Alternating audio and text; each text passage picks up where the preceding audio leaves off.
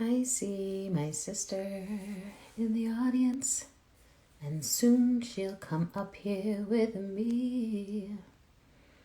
I see my sister in the audience, and soon she'll come up here with me. I see you, Autumn, in the audience. I know you'll soon be up here with me. I see you in the audience, and I know you'll be up here with me.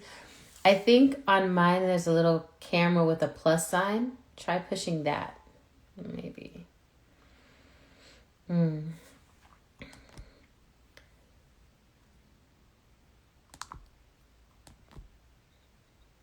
Oh, let's see. Maybe I can go invite you. Oh. Hold on just a second, y'all. It says, what do I do next? Okay, Autumn. I'm trying to invite you. It says unable to join.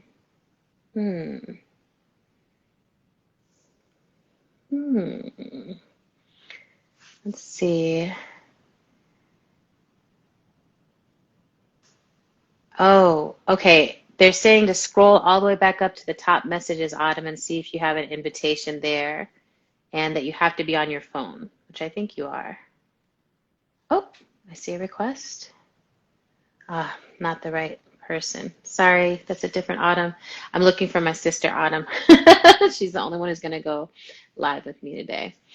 Autumn is unable to join.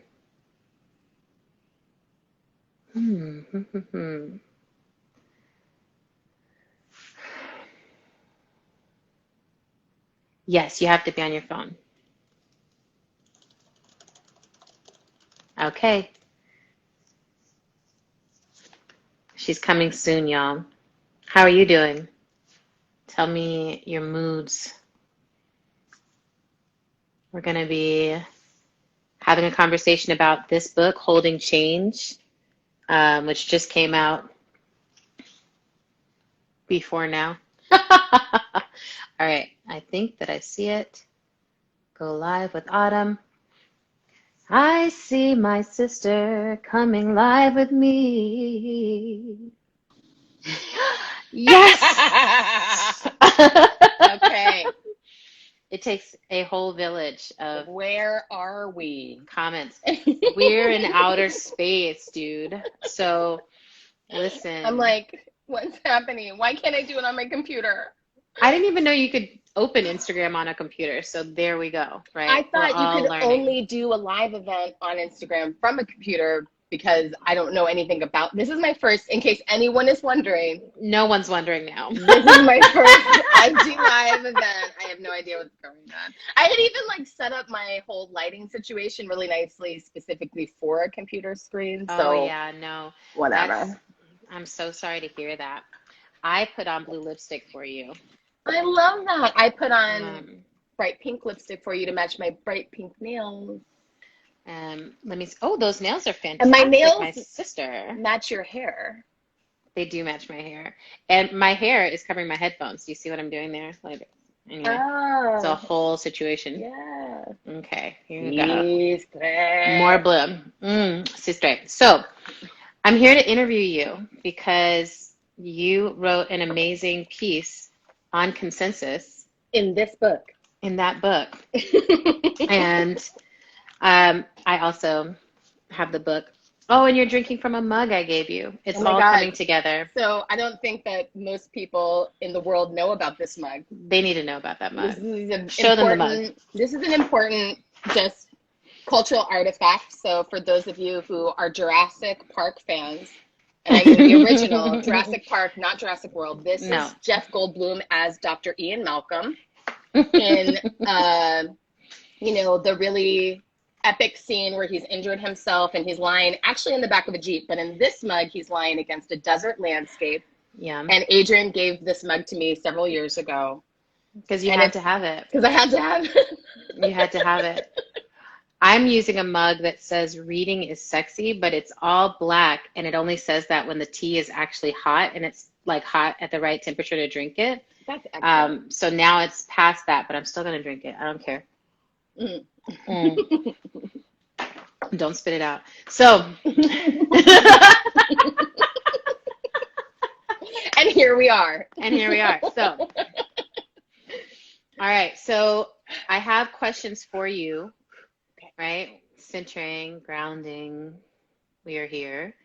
I'm so excited to talk with you about this. You have been a teacher of consensus for me for years.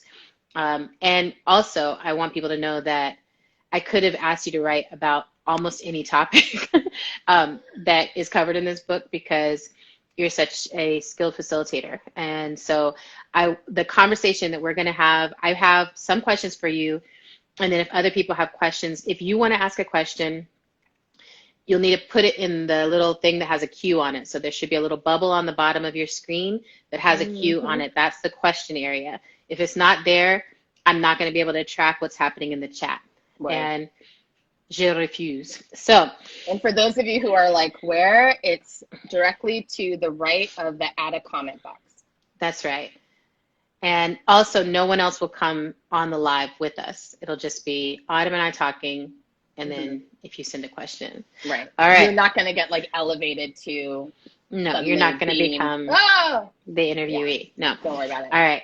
And that's a good thing, because we've got quality content for your enjoyment. So I'm going to ask you a bunch of questions. I kind of remixed the order, but I think it's all the similar things that you should expect. Okay. And the first is, facilitation really for both of us is a way of life. Like, it's a way that we approach almost every single thing that we're doing in our work, in our family life, in every other space. So I wanted to ask you, in your own narrative of facilitation, when did you become a facilitator?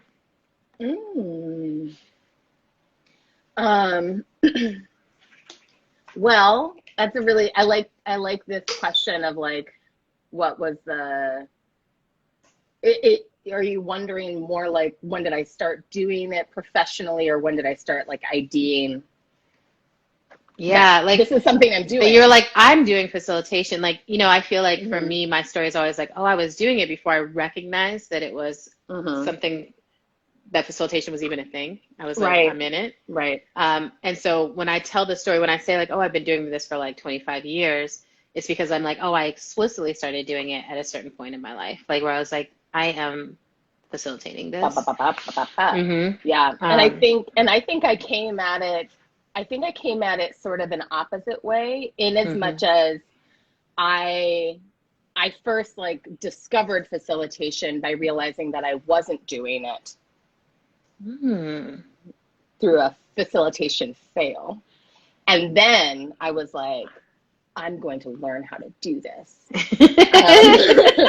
Because I don't fail at things.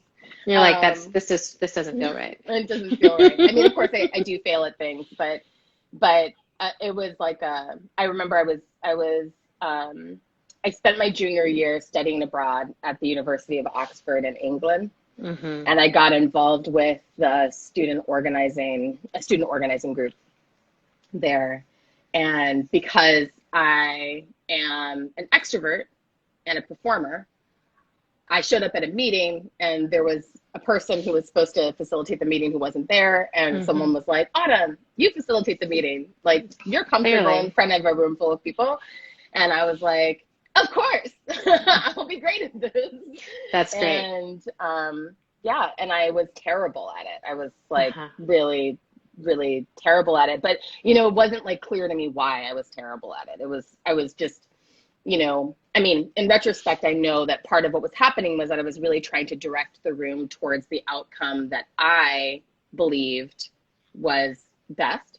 Yes. And so I was, doing a lot of leading questions and a lot of, well, don't you all agree that blah, blah, blah, blah, blah, Yes. Can't you all and see what's logical here? can't you all see that this is obviously the way that we're supposed to make this decision?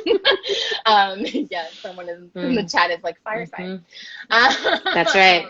And I mean, lucky for me, there were some, slightly more seasoned practitioners of consensus decision making in the room, so they were able to kind of redirect me. Yeah. But I remember walking out of the room that night just feeling like, what was that, And then a couple of months later, I had the opportunity to go through a facilitation and consensus decision making training with this group based in the UK called Seeds for Change. Okay. And that was, it was really life altering for me to, learn the practical skill of facilitation, to understand, to understand that there was a different way of being with others that was inherently like not competitive, right? And then to also learn that in a, one of the things that was really beautiful about that particular collegiate environment, it was very international, very, very multinational environment, both like the student organizing space that I was in and also literally any training space that I would enter.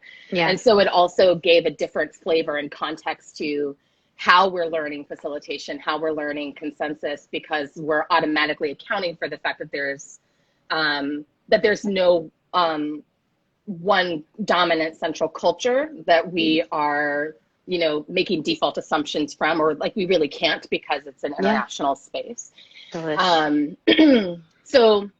that was the beginning. That was like where I sort of caught the fever of like, I want to learn how to do this. I want to get really, really good at it. I want to be really, really good at facilitation. I want to be really, really good at listening. Like I clocked pretty early on that key to facilitation was the skill of listening, which, as you know, and as we've talked about, is not something that we grew up learning how to do. And so, it's like, I was like, oh, I have to learn this skill, and I want to learn this skill. Yeah. Like I want to be an adult who knows how to listen. Beautiful. Yeah. I love that. And, I feel like you kind of shifted into this, but I want to hear more about this. It's like, how would you say you learned to facilitate? So you took that course and then you were facilitating. And at some point along the journey, you started to really make it your own, right? Like I think there's the period of facilitation where we're kind of mimicking what we've seen or mimicking some concept in our head of like, this is what it looks like to do this well. And then there's something where we learn to bring ourselves into it. Yeah. And I would love to hear for you, how did you learn to facilitate? And at what point do you feel like, oh, I really brought my own flavor, my own self into it? Yeah, that's such a good question. I mean, I definitely 100% learned by doing. I learned by being a person who like was put in a position and put myself in the position to facilitate organizing meetings. Okay. Because I was also organizing at the time. So I was a student organizer. And then when I moved to New York City after graduating from college, I got involved with anarchist organizing in New York.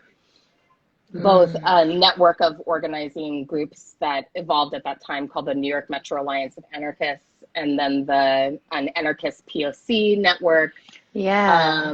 And then also within that context, co-created the Rock Dove Collective, which was a mutual aid and barter exchange project for health and healing. And so in all of those spaces, I was facilitating. And and I would say that because of the unique nature of those spaces, you know, the combination of we are explicitly trying to live through a set of values that are not represented anywhere in our society as we do our organizing work. That's right. And we're also bringing, like any organizing space, we're also bringing all of our own maladaptive like socialization into those spaces where we're acting out patterns of harm and patterns of disrepair, you know, That's right. and reenacting whatever our like ridiculous family patterns are in our organizing spaces, and expecting people to like care for us and all, you know, because of all of that, it was, you know, I found myself having to take whatever principles I had learned and then get really, really creative in the application of them. And one of the things I remember noticing is that I had to often create the context of a reveal, or create a sense of play inside those spaces in order for people to experience actual movement. Because anyone who's been involved in any kind of organizing at all knows that like it can be extremely boring. And like it can be, the actual work of organizing can be very, very boring. It can be a real slog. It can be very demoralizing work. And so a lot of data, there's a lot of rejection. And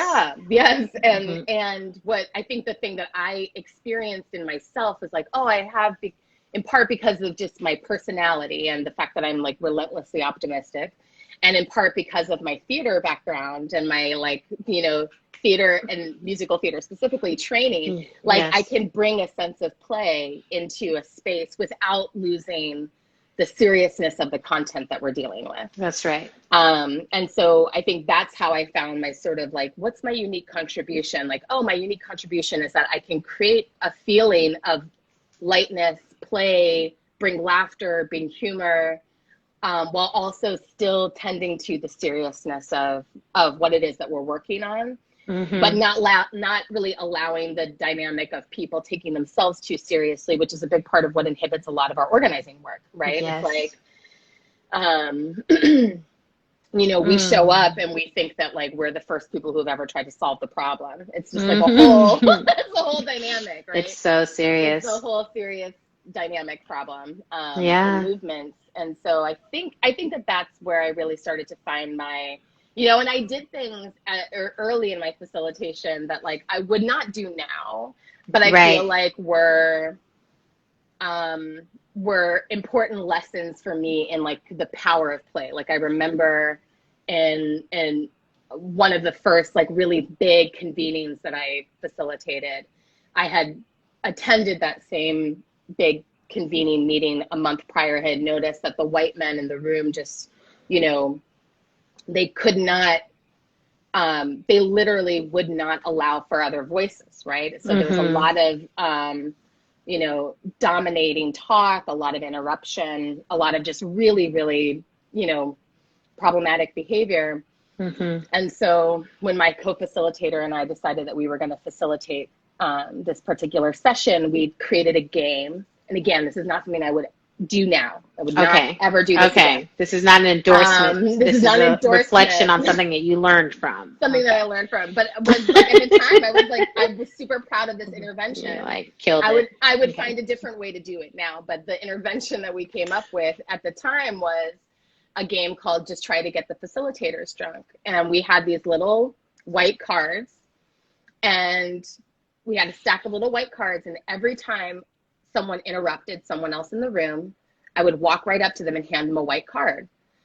And the number of white cards they had were the number of shots they had to buy for me and my co-facilitator after the meeting was over. Basically as a like, if you make us put up with your interruption, then you have to take us to the bar after the meeting, right? I mean, there's aspects of brilliance. There's aspects of brilliance there. Right? Yes. And it did, you know, at first people were like, ha ha ha.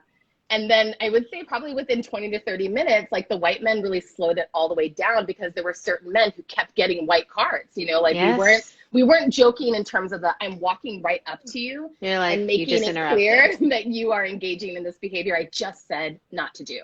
Yeah. So, you know, and I think that, you know, fast forward, you know, whatever it is, 15, 20 years later, I don't even know how long ago it was, but fast forward to now, I wouldn't, was like, wait. Everyone's like, but this sounds so good, it sounds right? Amazing. So now, maybe slow it down for people to talk about I would why. Say now that I've learned a lot more about, just about like the all of the things that people are bringing into our organizing spaces related to like alcohol and substance abuse. Yeah. I wouldn't use the alcohol as a punchline. Yeah. In the game. I would make it something else. Like I would, yes. And I would maybe reconsider like spending money a punchline in the game. That's too, right. That's like, right. I don't know what I would do. I don't know what the innovation would be, but I did, for me, it was the important thing about the story is that I found a playful way to call attention to a problematic behavior that still kept the people who were engaging in the behavior in the meeting. They were there. Because that's my whole thing is like, I love these comments. I love it. I'm like, my whole thing, right? Like, especially right now, as we've reached this point where there's so much polarity and polarizing behavior and polarizing decision-making happening in movement spaces, people really forget, I think sometimes, that at the end of the day, the goal is to keep everyone in the room and in the work. That's right. The goal is not to screen people out of the movement. No, and to create the smallest bucket of humans that get along. It's like, how do you expect to win if you're using your organizing spaces as, a pH strip, right? It's like, no, what we want to do is figure out how to keep people in the room, right? But how to keep people in the room in a way that feels productive and relatively safe. Not like safe, but like relatively safe. Yeah, well, and I think it's so interesting because it also shows the different socializations, because I'm just like, oh, like for me, the shame of having someone walk over with the white card one time would be enough to make me like, get it together, bitch. Like, even in intimate conversation, if someone's like, you interrupted me, I'm like, that's shameful. Like, what, you must have done something wrong. Like, I have to go through this whole process, right? And I'm like, no, I didn't. Well, you were talking and I was talking, and now I'm talking again. My justification, well, actually, the justification thing happens first for me, right? So I'm like you interrupted me 4 times or whatever, and then I'm like, that's not the thing. The thing is, I don't want to be doing the behavior, right? Right.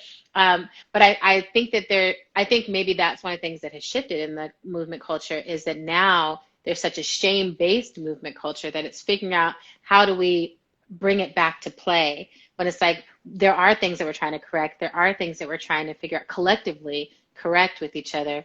And now shame it's like shame gone wild, where we're just shaming everyone so much that people, I really do think, I think if I had come into movement now as like a 21-year-old, I don't know that I would make it. Like, I think the shaping that I have, I'm like, I don't know that I could withstand the shame hurdles to get over it. And I feel like consensus actually, and good facilitation actually, are the things that help us drop under that judgment, the surface level, like, I can see your bad behavior. Yeah. And so you're saying this in a number of ways, but I want to make it really explicit.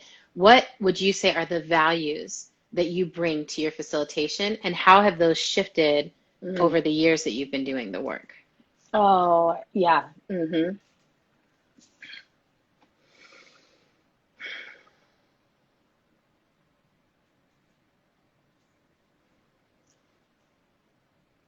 Well, I think one of the values that I bring to my facilitation is everyone is worthy of freedom.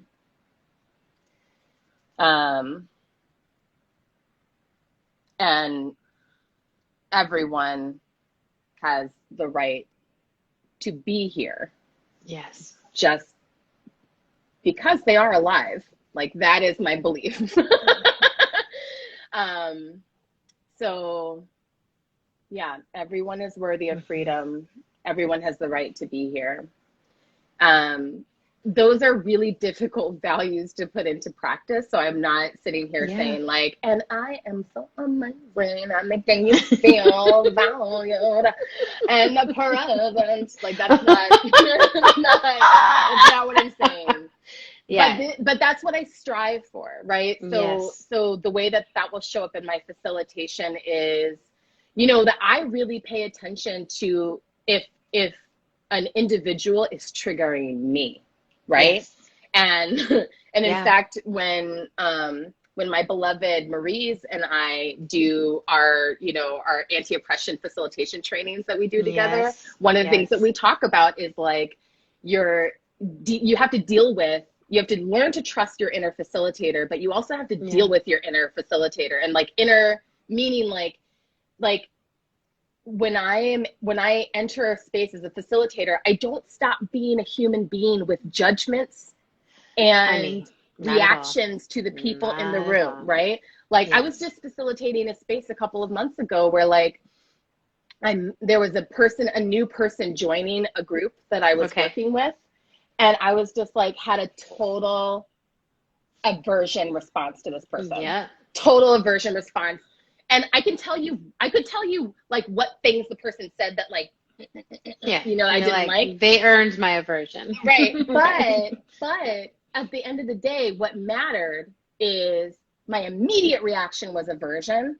And I still had to figure out how to be like, and you are welcome here and you are totally deserving of freedom. That's right.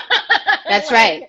Right. But that's right. But I can't facilitate that. If I don't own the fact that the aversion response is happening inside of me. That's right. And this is something you and I talk about all the time, Adrienne, but like one of the big things I'm working on in my healing journey right now is like being responsible for my own feelings. That's right. Meaning like if I'm feeling a feeling, I have to really avoid the part of that process where I try to say like, you are making me feel this feeling. That's right. And instead I have to take myself through a set of rational steps where I'm like, other people would be in the same situation and have different feelings in response to these conditions. So for instance, it doesn't make any sense, but that's true, right? So like in that meeting I'm talking about, right? Like other people did not experience an aversion response to that person.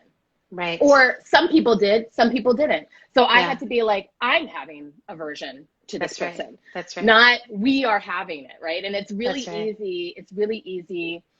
And in some ways even easier, I think, when we're trying to do consensus work. It's really easy to we out, to we all the way out and not be able to be responsible for self. Like that person, and we don't agree with this decision, and you know what I mean? It's like we block this. even right. Yes. And even as the facilitator, it's really easy to begin from we as opposed to just begin. I mean, it's such a trite thing to say, but the whole speaking from the I thing really applies to the facilitator too. Like you have to be able to say, here's what's happening inside of me. I'm going to take full responsibility for what's happening inside of me and know that I still have to make strategic choices on behalf of the group, informed by what's happening inside me, but not necessarily in reaction to what's happening inside me. I love the distinction you're making here too, because it's like, I've just been channeling a ton about how we are not separate. We are all interconnected, and the interconnection, the job inside the interconnection is to be ourself, to be the self, right? It's like, I have to fully be myself, being in relationship with all these other beings, being themselves. That's where the we is. I'm always connected to all of them.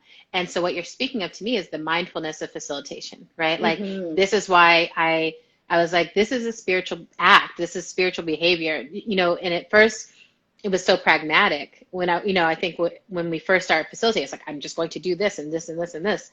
And then there's some hand signals. And then what you're talking about is that moment where you're just like, I got to drop into me and be aware of me and then take action that actually builds this container for something larger than myself. Right. And be in a state of, the more I drop into myself and the more I take responsibility for my own feelings, the more I can trust the information, right? Yeah, that's right. And so, because it's not like I experience the aversion response and I'm like, oh, I don't trust that. Yeah. It's inside me. It's rather like, oh, I'm noticing I'm having an aversion response. Let me get curious about my aversion response in this person. What might they be bringing into this room? That's right. That is shifting. It's like shifting the landscape not just for me, but for potentially other people, right? Yeah. Like, I mean, I often feel that when people are like, when I'm like, I've got a gorgeous agenda planned and like I can totally see how we're going to get somewhere, and someone walks in clearly in emotional needs that are about something different. You know, I'm like, you're in a funk. Your funk is loud. What the funk is going on with you? Because we are like trying to make history and you're over here funking it out and like whatever it is. And it's just like that aversion is actually often an unmet need or an unspoken need has shown up in the room. And in the book, there's a whole section on problem participants and this idea that like they each bring something to the space. They're each bringing a need into the space. They're each bringing something that's true for that community is in that person. Right. Totally. Right? And we're like, oh, if we could just dismiss them. And so then that makes consensus that much more challenging. And so I want to come into the consensus. Like, you've been teaching consensus for years. I always tell people shamelessly that you are the entire reason why almost everything in movement has happened. Because it's just me. It's just Autumn, really. All roads lead back through the channel of Autumn. But I do think that part of what I wanted to do with this book is shine a light on some of the people who have shaped things behind the scenes, so that people understand, like, it's not like something like Occupy or Black Lives Matter or all these things just like magically happen or appear out of outer space or something. They might, but there's a piece of interpretation that happens with the facilitators and with the mediators and the people who are like, let me teach and train something. Yeah. And you have been teaching small rooms of people, large rooms of people for decades how to do consensus. Right. So I want to ask you, before we even jump into the good part, what do people mostly misinterpret about consensus? Like when you say consensus to people, what's the thing that they say back to you? Yeah, the first reaction that most people, or the story that I hear, the reaction that people typically have is, ugh. Ugh, you know, and it's messy and it takes too long. So aversion, messy, takes too long. Great. And so I would say too, like, I'm not saying that any of those things are misconceptions. Right. But I would say that the misconception, I suppose, embedded in that is that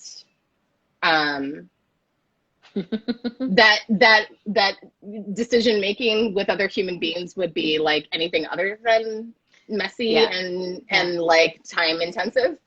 Like there's some neat, efficient way to do things that actually like works for the collective. Yeah. And like it's that whole like utopian trap, right? Where it's like there's no utopia. Like there's no utopian way of making decisions together. Like that is a fantasy that just exists to keep us from trying things that would work. That's my perspective, to, you know, be a little bit conspiracy theory on it. And I will say, like, in my experience with consensus decision making, one, it is absolutely our first way of making decisions. It is 100% like we are creatures that really, really, really prefer to consent and prefer to receive consent, right? We prefer to cooperate and we prefer to experience things cooperatively. Like that is, you know, you can see it in our biology. You can see it not just in, and I don't mean just in terms of like biological history or genetic history or, you know, evolutionary history in terms of human communities, but I mean like literally inside our bodies, we have consent-based relationships with other species, right? Like inside our guts, inside our brains. Like that is how, that is literally our makeup, right? And so, you know, so is it difficult? Absolutely. It's difficult because we live under chronically oppressive conditions where we have, many of us, been trained and traumatized out of our innate capacity to consent with one another, right? And so it's like a practice we have to remember. But I think it's served by remembering that it's already there. Like it's already It's already there inside of us. We already want it. And I, you know, anyone who has been to one of my workshops, who has heard me talk about this in the past, will know, like, I'm kind of a broken record on this, but the whole idea that consensus takes too long is just a fallacy, right? Yeah. Like, too long, meaning, you know, if you've ever been a part of a, you know, hierarchical organization, you know that, like, if someone in charge makes a decision that no one else agrees with, yes, it's very difficult to make that thing happen, right? oh It yes, takes a it will very take long forever. time, right? Yes. And so to me, it's about, like, choose your poison. Like, do you want it to take a long time on the front end? Yeah. Or do you want it to take a long time on the back end of implementation? Exactly, with everyone growing more and more miserable. Exactly. And my whole thing, you know, like, I'm a part of a worker-owned cooperative. We are democratically owned and managed. What's it called? AORTA, AORTA, the Anti-Oppression Resource and Training Alliance. Awesome. We are awesome. And we are worker-owned cooperative. We are democratic. We are horizontal. And you know, and our decision-making process, like, continues to evolve all the time. And so we're in a moment of evolution right now. But one of the things that we have found at multiple points in our life as an organization is that we are highly efficient at making decisions by consensus when we have a high level of alignment, right? That's right. Around a particular decision. And so it's just not the case that it always takes a long time, right? I love that. One of the things that I've learned through the process, that we've learned through the process, is that when you've done the work to build alignment, and when you're working from a shared set of values, which is something that I talk about in my essay in the book, you can actually make decisions very, very quickly. That's right. Right? I feel like you were the first person who helped me understand that was the case. Like, back when I was heading into ruckus, like being an idiot ruckus. And it was like, I had that concept of, like, I am an efficient Virgo. I like to get things done very quickly, and I always know what the right decision is, and I'm just trying to get people there as fast as possible. Right. And you were like, just let me lead you. I was like, basically, just let me make all the decisions. But then I was like, oh, that doesn't work. I don't know all the things. I don't know most of the things. I don't know 98% of the things. I know 2% really good. But the consensus, to me, consensus also allows the 100% of knowledge to come to the table and be well used, and, like, that's more efficient. And then I also felt like it was a trust building activity. And so one of the things you say in your essay is the recipe for making consensus work is simple, but the work is fierce. Ingredients include alignment, time or timelessness, a spiritual practice of forgetting urgency. I love. Trust, remembering each other, and principled stance. When we need to reach consensus, we mix the following ingredients, and the resulting dish is quite magical.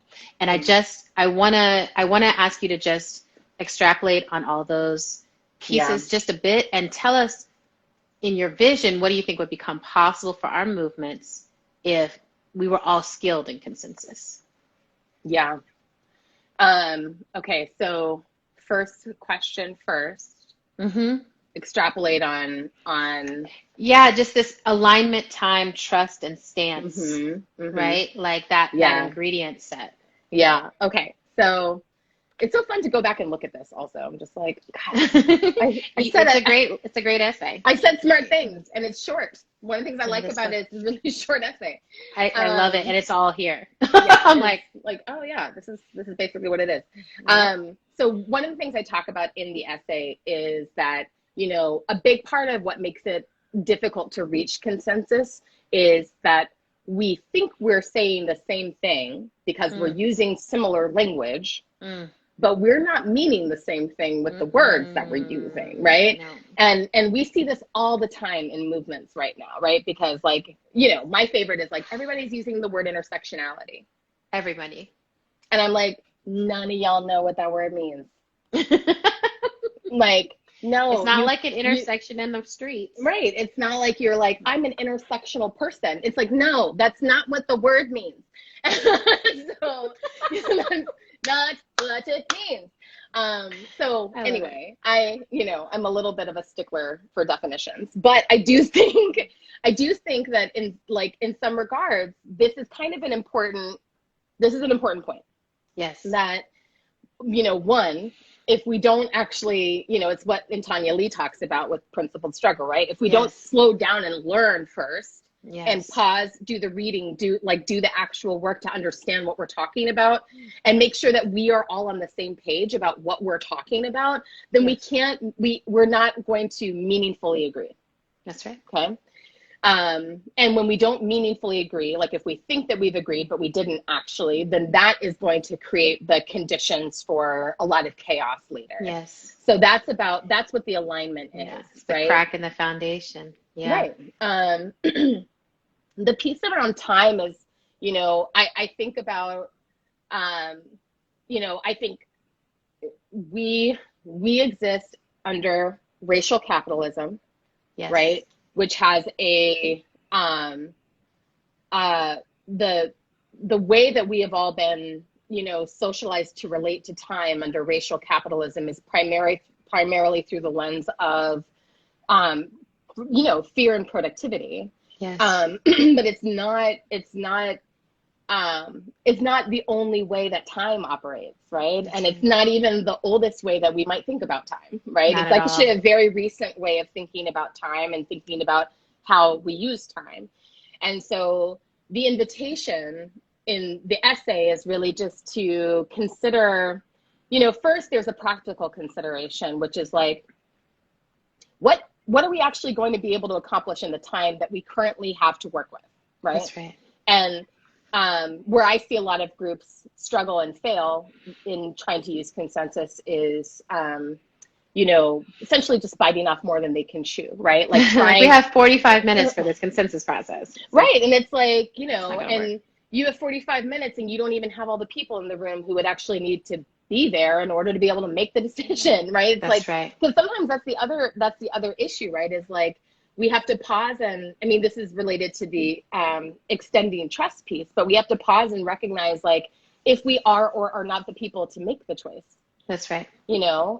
Are we or are we not the people who get to consent to this particular plan, right? And if we are not, then we have to be honest with ourselves about that and invite the people in who need to be there. That's right. And that, to me, that interplays with the relationship of, timelessness or forgetting urgency, that like most of what we believe to be urgent in our current culture is just absolutely not urgent. That's right. It is absolutely not urgent. And when you're talking about organizing work, like there are emergencies, right? But most of the issues that we are working on are long range as in like, I have to orient to the idea that the victory will not happen in my lifetime. Not only do I orient to that, like every day of my life, but I orient to like, it won't be in my lifetime, it may not even be in my children's lifetime, right? Like I'm bringing a Harriet Tubman orientation to my work, right? That is what I'm bringing, which means that I can let go of a lot of the false sense of urgency that's applied to our work. And I can really, bring more of a sense of, long-term strategy, long-range commitment. I also, personally, I think in our movement, if we could forget urgency and orient to time in a different way, I think we would make such better decisions. We would make such more strategic decisions because we wouldn't be in the like navel gazing, like this is about my freedom as an individual. It's like, no, it's not about your freedom. It's not about your individual freedom. It can't be, right? Like it cannot be about your individual freedom. So anyway, that's kind of going off on a tangent, but I really appreciate that tangent. I keep trying to uplift. I just saw this quote come through the world. Barbara Smith said that they ran with the identity and dropped the politics.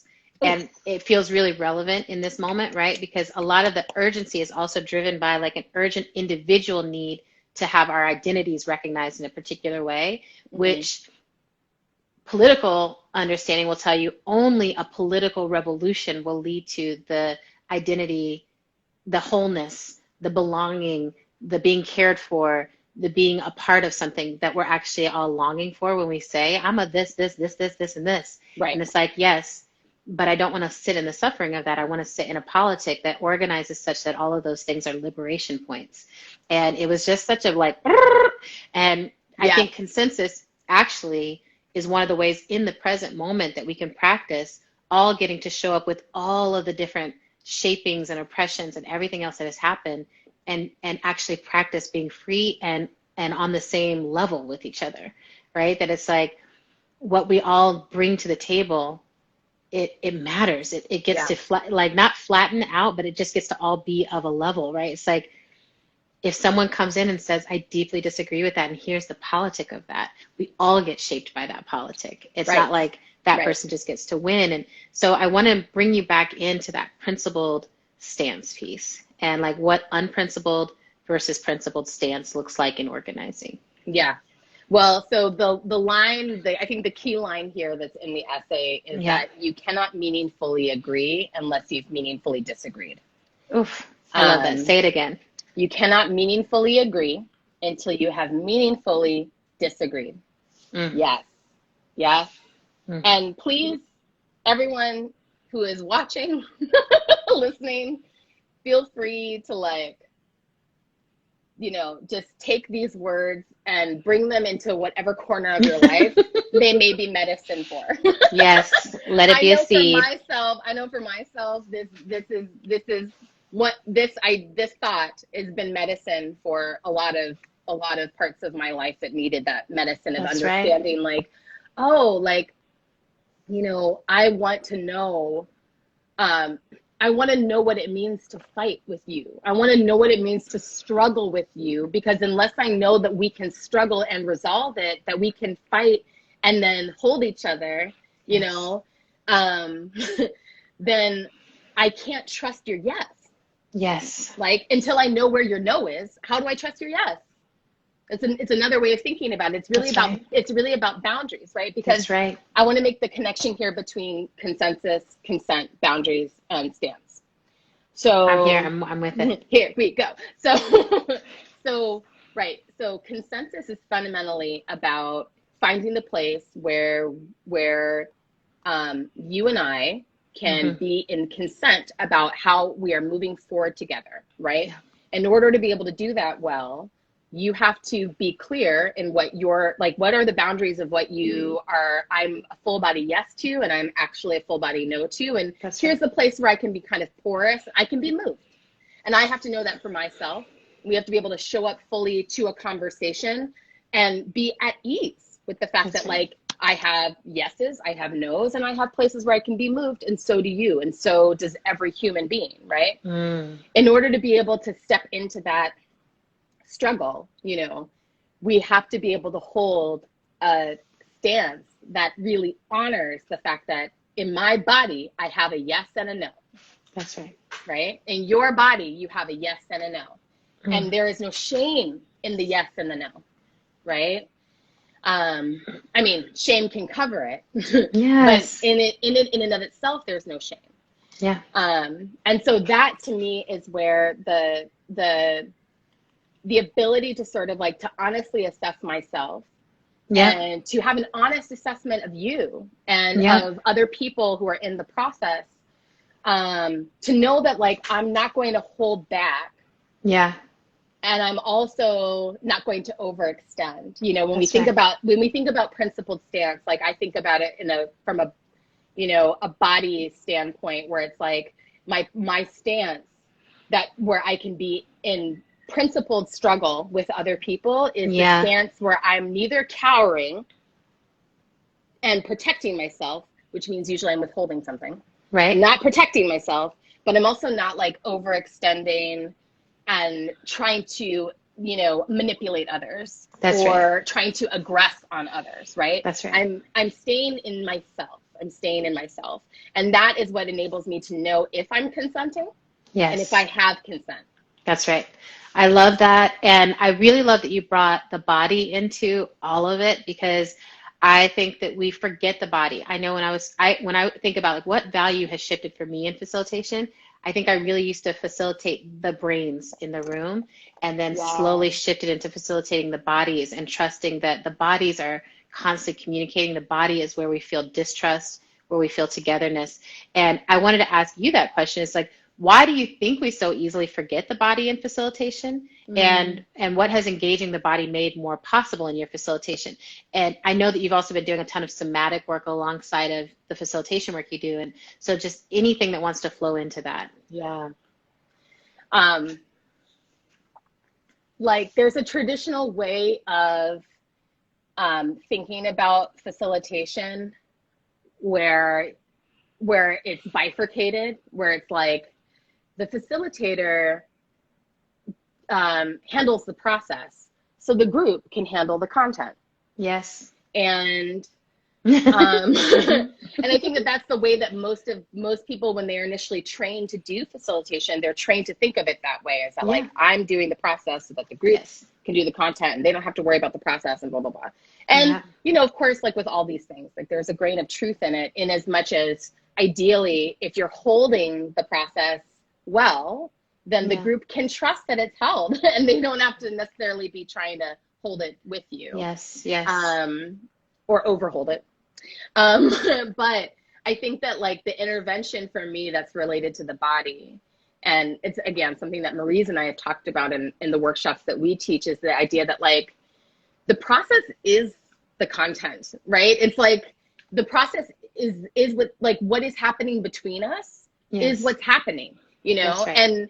And a group will sort of find what its suffering is. Yes. And that suffering will show up regardless of what what the issue is that they're dealing with, right? That's right. It's like, I mean, anyone who's been in the workplace knows that is what happens, right? That like we can be, the content can change from week to week, but the dynamic, the dynamic is what the dynamic is, unless we're like actively working with it, right? And the only way to work with it, I think, is through the body, because like our brains, oh my God.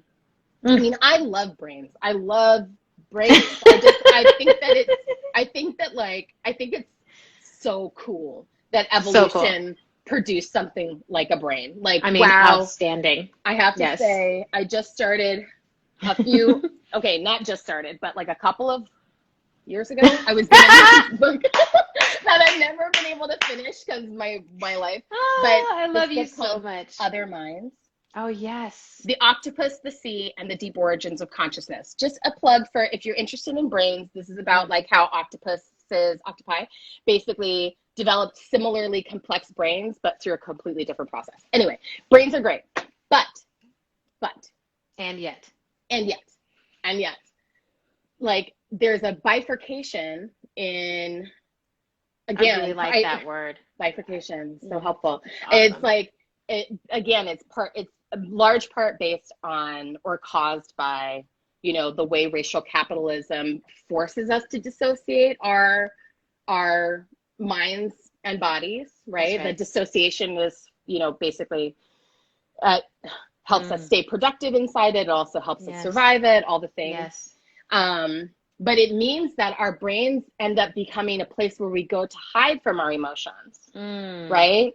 And so, and I think the challenge with that is that there's all kinds of stuff that our bodies can be doing.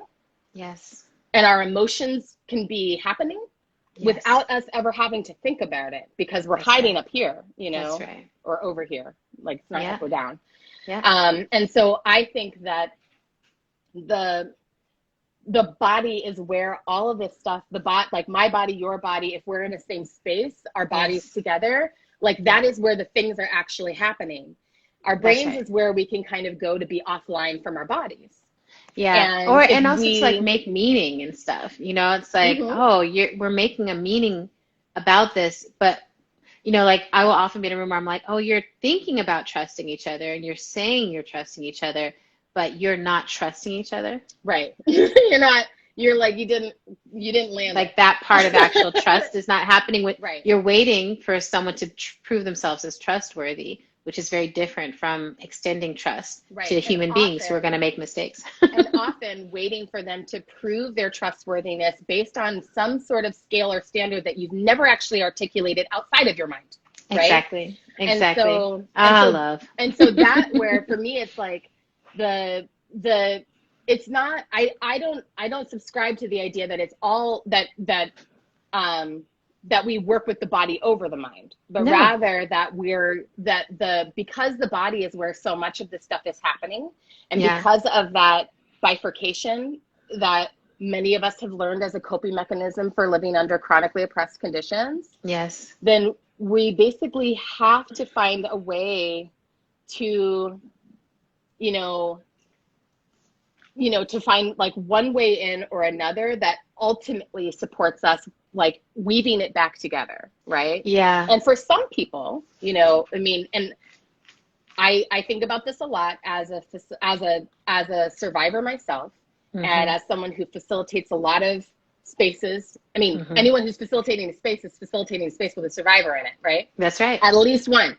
And so I know from my own experience and from what I've learned from other facilitators, right, that like the body isn't necessarily a safe place for most people to begin. So I'm definitely not out here saying like, you know, that we want to be embodied all the time, right? Yeah. And for many of us, it's like, it is safer to be over here for now, right? Yeah. But that's not the end, So just like getting embodied is not the end, staying in the mind is not the end either, to me. Yeah. Well, and I think for me, the goal in a lot of ways is that full integration of the self. Like the mind is not apart from the body. What we want to do is find a way to have it all aligned in the same way that we come into a room and it's like, we're actually not able to hold the apartness, even if we think we can hold an apartness. It's like we don't have issues that are apart from each other. We don't have histories that are apart from each other. Our lineages can't be pulled apart from each other. And the complexity can be overwhelming. It would be so much easier if the compartmentalization could work. It just doesn't work. It just doesn't work. The years of experimentation and of attempts to put people in these compartments has shown that that doesn't work. And so I also think, though, part of what your work I think points to is also that discretion of like, which room am I in, right? Because in that, I always think of it as like that long-term political home space. Like that's where you want to bring the whole self, and the whole self should feel fully belonging, that full belonging, that full I can be here. Mm-hmm. And that to me is where consensus is the most important place to practice, right? Is that it's like, we are here and we are getting deeply aligned with everything. And then there's spaces where that might not be possible, right? And I also think that's important to notice. It's like, oh, this is an alliance where we have so many different ways of being. And I literally have done that kind of alliance work with groups who are deeply embodied and groups who are like deeply in brain, coming into the same room, like, why are we having to take breaths, or whatever. And it's just like, I hate breathing. Yeah. I literally you can't make this up, right? It's real. It's real. And bringing all that into the space and being like, this is not the space for this practice necessarily, right? Yeah. Like we may not all be at the same, because we don't have the alignment you spoke about. And well, one last thing I want to name about that connects back to the essay is that, in this piece around extending trust, something in what you shared just caused this to come up in me that, I think we have to be able to differentiate between extending trust and projecting need, That's right. And I think what happens sometimes, right, is like we project a need or like,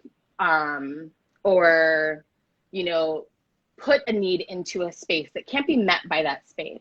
Yes. And then when it's not met, we rail against that space. We rail against that space, or we rail against those people. And it's like, well, did any of the people in that space consent to hold you in that way? No. Was this space designed to hold you in that way? No, probably not.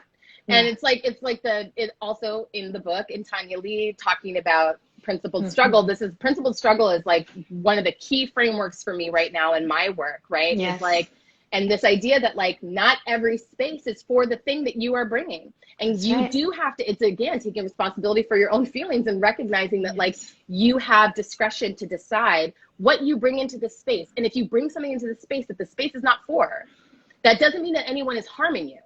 Yes. Right? It just means that the space wasn't for that. Yeah. Right? And it doesn't mean there's anything wrong with you for having that need either. It just means that Exactly. there's like a different space that has to be able to be constructed to hold that thing. That's right. And I've That's been right. there. Like I have 100%. I mean, I'm a Sagittarius. I'm an extrovert. I'm 100% that person who is like, I have a thought and a need. And then it's like crickets. And I'm like, how dare you all not understand that this is I can't believe you didn't respond with, you know, affirmation of my brilliance. No, it's and it's beautiful, it's humbling, and it requires a level of responsibility that I think of as anti-capitalist also, right? Because I think that capitalism is constantly training us that wherever we go, our needs should be met, someone should be giving us money, like this, like it's everything should be convenient. Like there's almost the expectation now of emotional convenience, or even your healing, everything, even your right? healing, everything, and that you shouldn't have to do it. Like someone else will do it for you. And I think there's so much here that's saying, actually, in every circumstance where we want to have that deep satisfaction of being met by life, we have to come and meet life, right? We have to do our part of that work. And consensus is really about that. We have to come and meet this. I know we're at the hour. I wanted to ask you a couple more questions. Can you go like 10 more minutes? I totally can. I'm going to like do the thing where, oh, I'm on my phone. You know what? You're on your phone. Here we go. While you ask me those questions, I'm going to chat my coworker and be like, girl, I'm running late. I'm on an IG live. And she'll be totally fine with it because she's awesome. Okay, great. Yeah, but go ahead. I can multitask. Well, I just want to ask you what I love you. I want to ask you a couple of questions about writing process, about like the development of this, because I do feel like when I reached out to everyone to ask about these essays, like if people would write these essays, it was really like, write something short and sweet, you know, something that feels like the essence of this. And some people came back with essence and some people came back with a lot more than essence, and all of it was great. And yours really was like essence, right? So, but I was like, you asked for one page. You asked for a page, you asked for a realm of thought, but I also, like, as people can hear talking to you, you have so much that you could offer on this. I do think you could write a whole book on this. And so I wanted to ask you, like, what was your writing process? Like, how did you take all these years of knowledge and get it into something so succinct and clear? Well, you know, I mean, I feel like I have you to credit for that. You invited a couple of formats, and one of the formats that you offered was the idea of a recipe, and which was so fun because of that story I tell at the top of the essay about the too many cooks activity. Yes. So it prompted me to kind of reflect on like, what have I learned from years of facilitating the same activity as a way of like trying to teach people consensus, but also the recipe format helped me. I was short on time. I was short on time as usual, and under an Adrienne Marie Brown deadline, which for people who are watching this. You see how much Adrienne produces, and part of how she does that is by having like bananas deadlines. So I'm like, all right, how am I going to meet the Adrienne Marie Brown Virgo deadline? And then the recipe format. And so for me, that was what inspired the succinct's and helped me sort of drill it down in terms of thinking about like, well, what would I say? There's so many ways that people teach consensus. Yes. There's so many different, like, even if you just look at like the models for like, what are the steps of the decision-making process? Like they range from 5 to 11. And it's like, but if I really wanted to look at what is the unique combination of elements that you have to have in order for it to work, that's what came through for me. I love it. Yeah. how does it feel having this essay out? Oh my God, it's so lovely because, well, one, because I didn't remember what I wrote. I love when that Because, happens. you know, that's the thing. It's like always fun to like reread something and be like, I knew something. wow, whoever wrote this is so smart. Fire. You know, and what's nice is what's nice about rereading it too is that it's like it helps me remember some things. You know, I'm like, that's right. That's right. It is about remembering each other. It is about forgetting urgency and like, wow, in my life right now. Yeah. And I mean, especially in the wake of this, we're not in the wake of the pandemic. We're still in the pandemic, but in the wake of a wave or in the wake of the first wave, right? Or the third wave or whatever, you know, and we've been in this a year and a half. And I have had to figure out how to practice a lot of this stuff with my children. Yeah. And which is, you know, because like we are who we have right now. Yeah. And you know, this idea of like extending trust is like, it's very, very powerful, very spiritually powerful to have to like extend trust to your children when you know they came from you. Yeah. Do you know what I'm saying? Like, I know that they came from me and I have to extend trust. Like, I'm like, you were an embryo. You were an embryo. How are you trustworthy? And also like you were shaped by me, right? And I know what my patterns are, but I have to extend trust to you, right? And so I love that you went there, because one of the questions that was in the question box was, is there a connection in facilitation styles and parenting styles? And how does that manifest in your life? Is there anything else you want to say on that? I love this question. I'm sure that there is. I think either the connection being that there's a lot of similarity, or probably that there's some people who are like really opposite, like they show up in their work in a certain way and then they show up in their home life in a different way. I'm like a pretty integrated person. So like I have a very dominant personality. I'm a very dominant facilitator, and I'm a very dominant parent, right? And sister. And sister, I like it. Exactly. Which, you know, and I do mean dominant, not dominating, right? So I'm not like out here trying to control others, but I'm also very like, this is what I think and feel. Yeah. Now, what do you think and feel? Yeah. That's great.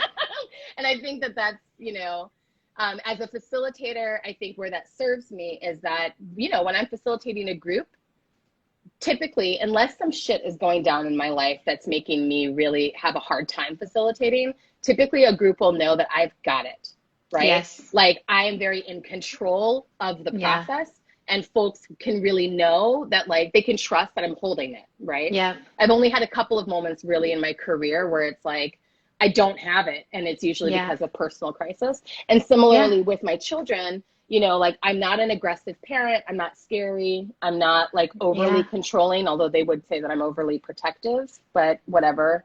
I'm like trying to parent with boundaries in a world without boundaries is very difficult. It's very, very, very hard. But I would say as a parent, I'm dominant in as much as like my kids know how things work in my house, right? Like they know what the rules are. Yeah. They know what flies and what doesn't fly, and they know where the boundaries are. They do. You know, so that would be my similarity. And when you're saying this, I just want to point people, someone just mentioned it, went by real quickly, but Autumn was just interviewed for the Emergent Strategy podcast by Mia Herndon, and they have a really beautiful conversation there about parenting. And so if you want to deep dive into that, you can go there. There's another question in the question box I want to ask you, and then we'll be done. Can you speak to facilitating and how it feeds or depletes your spiritual side? Ooh, wow. That is very cool. Isn't that very good? Cool question. Thank you for that Moni question. Perrin. Can you speak to facilitation, how it feeds or depletes? Um,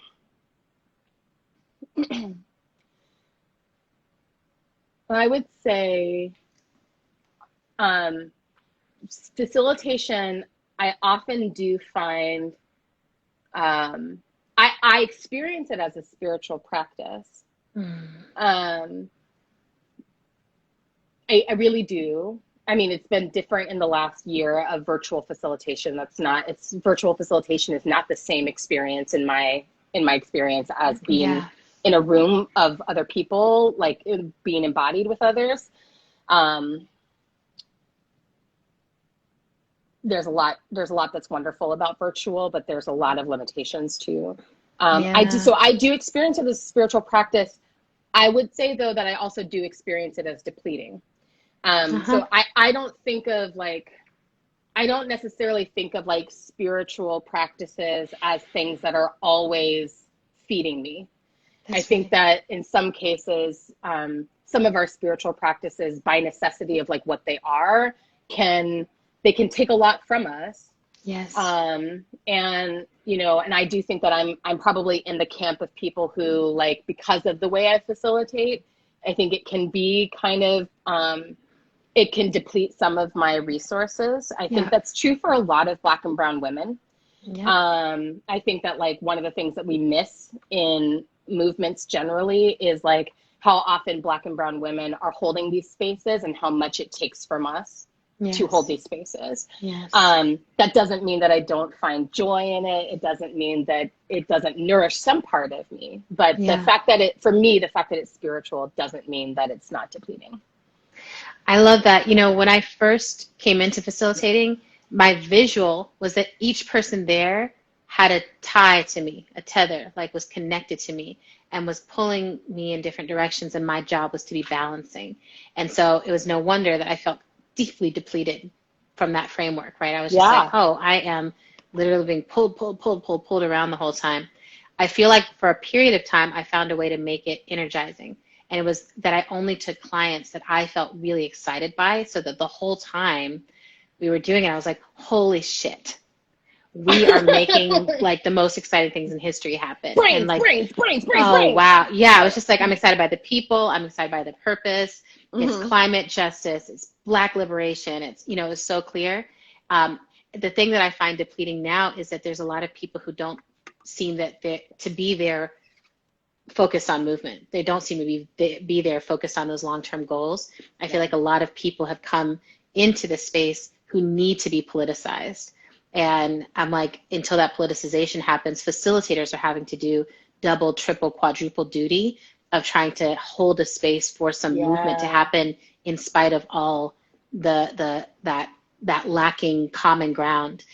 So I'm really hoping, part of this is also like, I want to create more spaces for orientation and politicization of people who are entering, so that they can enter well, so that we can be responsible for bigger numbers actually being well held in it. Because I do want movement to be sanctuary space, and I want it to be a space that can be spiritual for everyone who's in it. I know that you have to head off to work. Is there anything you want to just leave with people as like, here's how I want you to use my essay.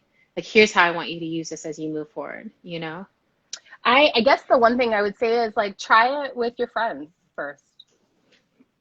I love that. That's try it with your friends. Try it with your friends. Okay. Start with people that you actually trust, and just see where it goes from there. I wouldn't say like start trying consensus with your highest stakes relationships first. That's right.